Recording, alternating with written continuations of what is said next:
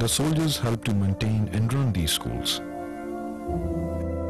And now some of these schools rival the best in the region, and the education that these schools are providing is changing lives. The soldiers go on their sappy duties. Their first stop is at the village school located 10 kilometers from their base. This school is at the height of 12,600 feet above main sea level.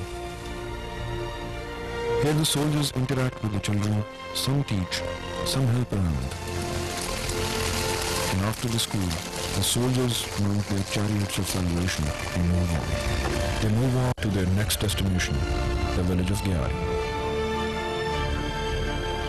Here the army has adopted many orphans, widows and their families. These widows have no one left to take care of them. And the army and its soldiers are now their only lifeline, as well as the only family they've got. The soldiers go from one door to another, from one family to another. Some receive them with smiles of joy, and some with tears of gratitude. Our soldiers keep on making their deliveries and keep on collecting their payments of prayers. Prayers which they so desperately need for the journey ahead.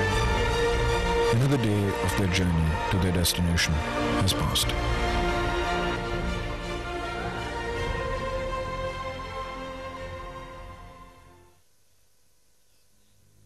Now the soldiers have reached their battalion headquarters, and upon their arrival at 14,500 feet, they are faced with the most harshest of the realities of life. Their unit is ready to receive one of their own. The silence, the bitter cold add to this ominous occasion, but all of them stand tall and undeterred under the waving flag of their motherland.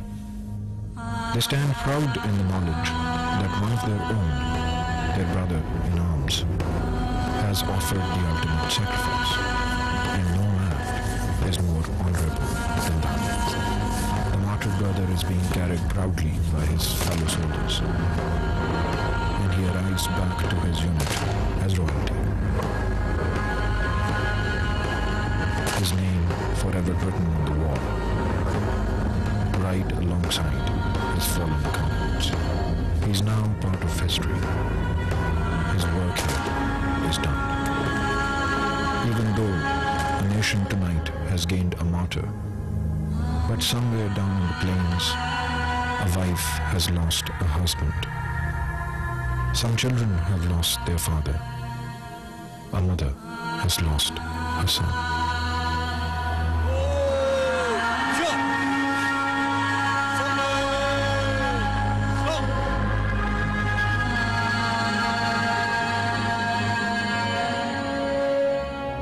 Next night, the moment of truth has arrived.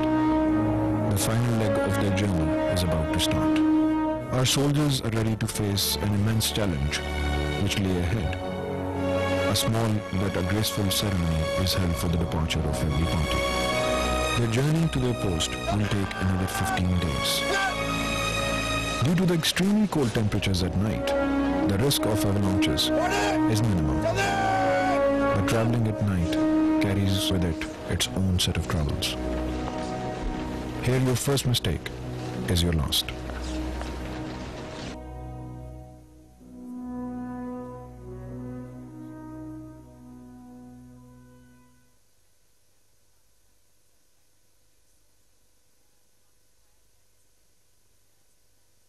One month later, we decided to go up to the post and see how our soldiers are coping with their new environment, and if their spirits are as high as they were before. Life at the post is simple, but here in this environment and at this altitude of above 18,000 feet, one requires superhuman willpower and strength to perform even the simplest of tasks. The 8 or so people that you live with, day in and day out, are your family, your neighbors and your community.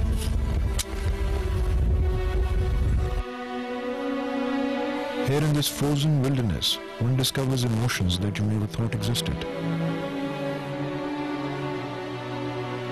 Here you discover yourself.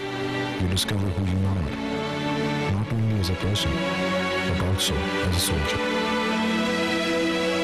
Here in this place, one gets the realization of things that you never thought about before. It was middle of June and still the temperature was -3 below zero. But for our soldiers, this was an extremely pleasant day. The life at the post is completely different than that of the rest of the army. Here the officers and the soldiers share the same quarters. They all share their duties. They all do the same chores. Here their lives are the same. And there is no difference between ranks. They are all just soldiers, the proud defenders of their motherland. The greatest luxury here is if a fellow soldier has cooking skills, because otherwise it's tin food for everyone. There is a certain buzz in the air at the post. Today their new comrades and their new commander will join them. Today the soldiers will also receive word from home, and they will know what is happening in the world tonight. Another important news is the arrival of fresh meat. The soldiers have been eating tinned food and lentils for last several months now, and they have received the word that their request for fresh meat has been granted. And the sector has sent them a goat, which has started its journey 2 days ago along with the party. It is over. The party has arrived. The air is filled with joy, anticipation, and excitement. For the next few hours, everyone will remain in a certain state of euphoria. All of them will be warm in the warmth of happiness. This wave of euphoria doesn't last that long. The word has come that a casualty is being transported. And they will also be passing from here today. Euphoria can turn into utter despair within an instance. This is a place where one party brings life, while the other sometimes has to carry the burden of death. But death is a reality, even more so at Siachin. After the departure of the casualty party, life returns to normal. The soldiers offer their prayers together, and the ones off duty indulge themselves into some board games. Allahu Akbar.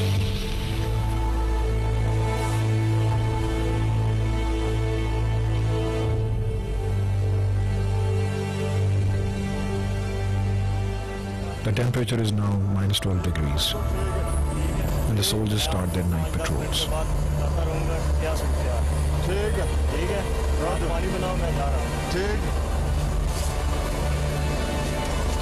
One of the primary duties of the soldier is to continue to make water. Ironically, sitting on one of the largest water resources on the planet, they have to make water from snow.